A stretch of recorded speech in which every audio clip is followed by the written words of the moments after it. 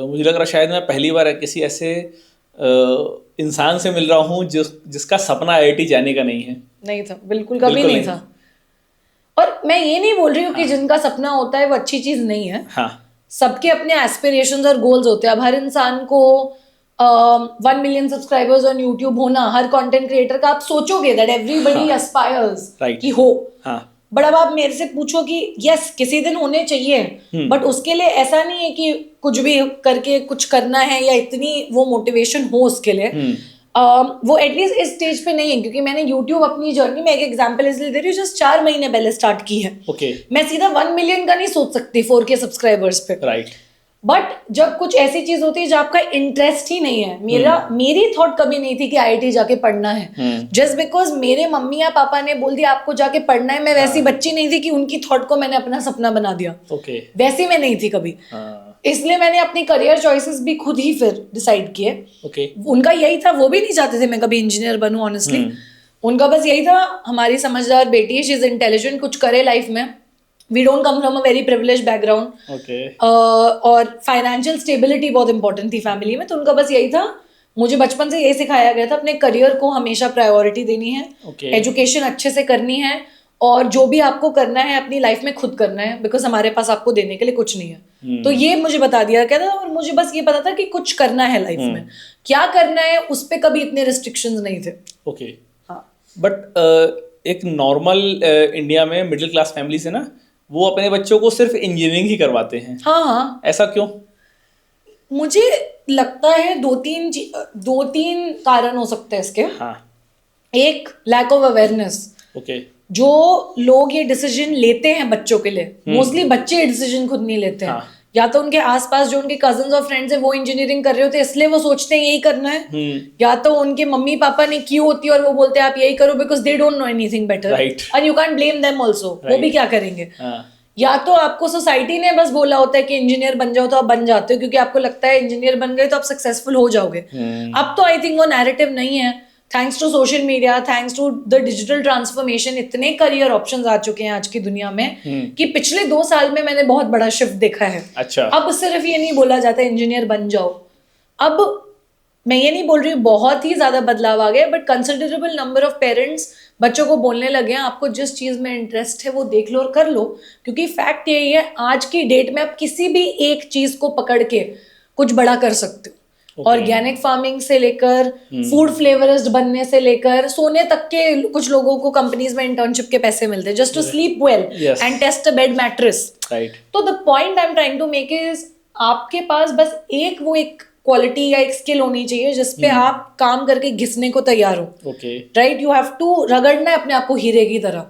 Right, तो वो कोल फिर तभी डायमंड बनता है। वो आपने कर लिया तो I feel there is a very big opportunity in any field today, because career path तो आप किसी भी फील्ड में बना सकते हो। राइट। हाँ, एक आपकी स्टोरी है, मैंने ऐसा सुना था कि आपको कॉलेज के टाइम पे 3,000 रुपए मिलते थे। उसकी क्या स्टोरी है?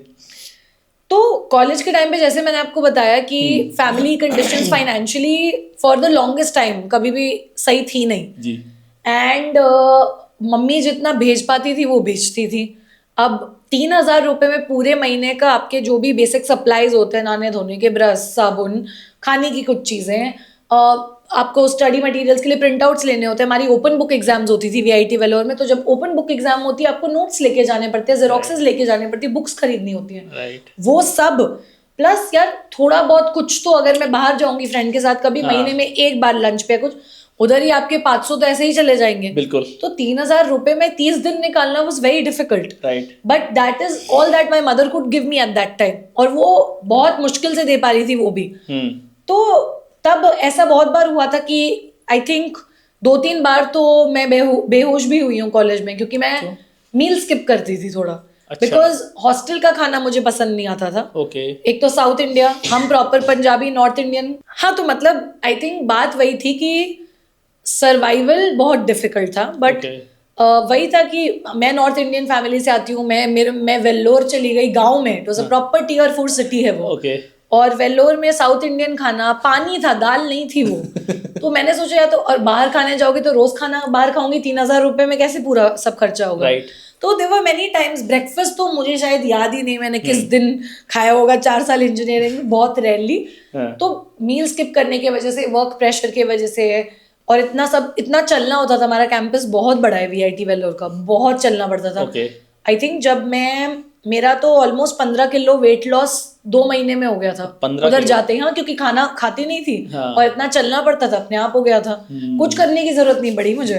वो एक एडवांटेज थी। हाँ। बट हाँ, उस सब की वजह से college time was very tough. तो मैं ट्राई करती थी जितने पैसे बचा सकूं बचा लूं। और तो वो थी 3000 रुपये वाली स्टोरी। ओके। आपने जब अपनी जर्नी स्टार्ट की सोशल मीडिया की, तो आपने लिंक्डइन को ज्यादा प्रेफर किया ओवर इंस्टाग्राम, जबकि इंस्टाग्राम एक इजी वे है। मतलब इंस्टाग्राम पे ग्रोथ पाना थोड़ा सा इजी है as compared to LinkedIn, right? तो ऐसा क्यों? आई थिंक अगेन ये चीज बहुत सब्जेक्टिव होती है। हर क्रिएटर या कोई भी इंसान जो कंटेंट बना रहा है, हम उसको क्रिएटर बुलाएं या ना बुलाएं, कोई एक प्लेटफॉर्म आपको ज्यादा अच्छा लगेगा किसी और से, क्योंकि आपको वो समझ में आता है बेटर दूसरे प्लेटफॉर्म से। सिंपल बात है। मुझे आज भी लगता है कि मेरे लिए इंस्टाग्राम पे ग्रो करना बहुत डिफिकल्ट रहा है, बट इररिस्पेक्टिव ऑफ दैट, अगर नहीं भी होता, मुझे लिंक्डइन क्यों मैंने प्रेफर किया, बहुत सिंपल लॉजिक था। मैं एक एजुकेटर हूँ, मैं एक लाइफस्टाइल या फैशन क्रिएटर नहीं हूँ, मैं एक व्लॉगर नहीं हूँ कि मैं यूट्यूब पे जाऊँ। तो यूट्यूब फिर भी मैं सोचती थी मुझे करना चाहिए था एज एन एजुकेटर, बट मेरे दिमाग में तब लिंक्डइन ही आया, बिकॉज सारे स्टूडेंट्स और वर्किंग प्रोफेशनल्स जिनको मैं टारगेट करने की कोशिश कर रही थी, जिनके लिए मैं कंटेंट बना रही थी, वो सारे मुझे लिंक्डइन पे ही दिखते थे। ठीक है। एंड लिंक्डइन पे जो ऑडियंस है आपकी, वो बहुत प्रीमियम ऑडियंस होती है रोहित। ये तो है। They are wise, they are educated, उनकी एक परचेजिंग पावर होती है, वो खुद के डिसीजंस लेते हैं, और वो आपको सिर्फ आपके नॉलेज के लिए फॉलो कर रहे हैं, और कोई रीजन नहीं है why they are following you. Right. Instagram पे कल कोई इंसान मुझे XYZ अदर रीजंस के लिए फॉलो कर सकता है, right, irrespective of your gender, male female both. But LinkedIn पे VP ऑफ माइक्रोसॉफ्ट, इतने बड़े बड़े कंपनीज के founders, the only reason they have to follow me is the value I bring to the table.